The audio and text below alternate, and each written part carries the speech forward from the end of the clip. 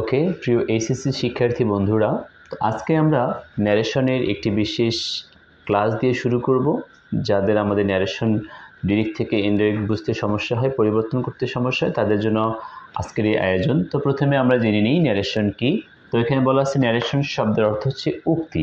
উক্তি বলতে কি বোঝায়? যেখানে বক্তা কোনো বক্তব্য বা কথা বলে সেইটাই কি বলা হচ্ছে উক্তি, বা ইংরেজিতে বলা হচ্ছে ন্যারেশন। তো আমরা জানি ন্যারেট শব্দটি থেকে ন্যারেশন এসেছে। সো ডিয়ার স্টুডেন্টস, ন্যারেট শব্দের অর্থ হচ্ছে কোনো কিছু বর্ণনা করা বা ব্যাখ্যা করা। আবার আমরা বলতে পারি ন্যারেশনকে আমরা স্পিচ নামেও জানি। তাহলে স্পিচ আসলো স্পিক থেকে। স্পিক মানে হচ্ছে কথা বলা। তো এই যে কথা বলা হয়, যেটা বলা হয় সেটাকে বলা হচ্ছে বক্তব্য। তাই স্পিক থেকে স্পিচ এবং ন্যারেট থেকে হচ্ছে ন্যারেশন। ওকে, আশা করি আপনারা বুঝতে পেরেছেন।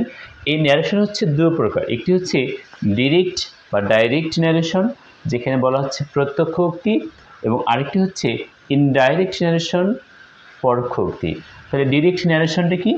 যেখানে বক্তার বক্তব্য সরাসরি উল্লেখ করা হয় সেটাকে বলা হচ্ছে ডিরেক্ট ন্যারেশন। আবার ইনডিরেক্ট ন্যারেশন হচ্ছে যেখানে বক্তার বক্তব্য সরাসরি নিজের মাধ্যমে প্রকাশ না করে অন্যের মাধ্যমে প্রকাশ করা হয় সেটাকে বলা হচ্ছে ইনডাইরেক্ট ন্যারেশন। তো আমরা একটু এক্সাম্পল দেখি, তাহলে ক্লিয়ার হব। তাহলে ডিরেক্ট ন্যারেশন কি? যেমন he said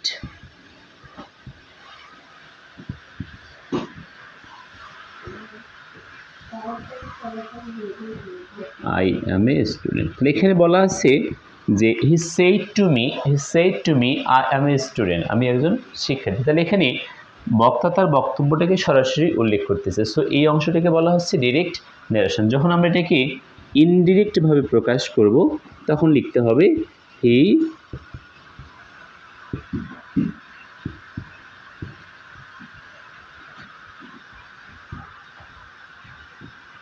student. So dear students, এখানে আমি দেখতে পাচ্ছি he said to me I am a student. এটা হচ্ছে ডিরেক্ট স্পিচ বা ডিরেক্ট ন্যারেশন। আবার এটাকে আমরা যদি পরিবর্তন করি তাহলে কী হবে? হি সেড টু মি, এখানে কমা ইনভার্টেড কমার পরিবর্তে অ্যাসার্টিভ সেন্টেন্স অনুসারে আমরা দ্যাট ব্যবহার করলাম, পার্সন পরিবর্তন করলাম, যার কারণ পরবর্তী ক্লাসে বিষয়গুলো শিখব। হি ওয়াজ আ স্টুডেন্ট, এটা হচ্ছে আমাদের কি ইনডাইরেক্ট ন্যারেশন। তো এখন একটু আমরা জেনে নিই যে পরিবর্তনীয় বিষয়সমূহ কী কী। যখন আমরা কোনো একটি বাক্যকে, কোনো একটি স্পিচকে, কোনো একটি প্যাসেজকে যখন আমরা ডিরেক্ট থেকে ইনডাইরেক্ট করব, সেটা করার জন্য আমাদের কোন কোন শর্তগুলো আসলে মেনটেন করতে হবে সেটা আমরা দেখব একটু। তো প্রথমে আমরা জানি এখানে সেন্টেন্স যেহেতু, তাই আমাদেরকে পার্সন পরিবর্তন করতে হবে। আমাদেরকে সেন্টেন্স অনুসারে কানেক্টর ব্যবহার করতে হবে। সেন্টেন্স অনুসারে কানেক্টর ব্যবহার করতে হবে এবং টেন্স পরিবর্তন করতে হবে। টেন্স বা আমাদের অক্সিলিয়ারি ভার্ব সমূহ পরিবর্তন করতে হবে। আরেকটি গুরুত্বপূর্ণ বিষয়, adverb of time and place, এই বিষয়গুলো আমাদেরকে পরিবর্তন করতে হবে। তো আশা করি শিক্ষার্থী বন্ধুরা আমরা এই বিষয়গুলো ধীরে ধীরে পর্যায়ক্রমে শিখতে পারবো। আজকে পর্যন্তই, থ্যাংক ইউ।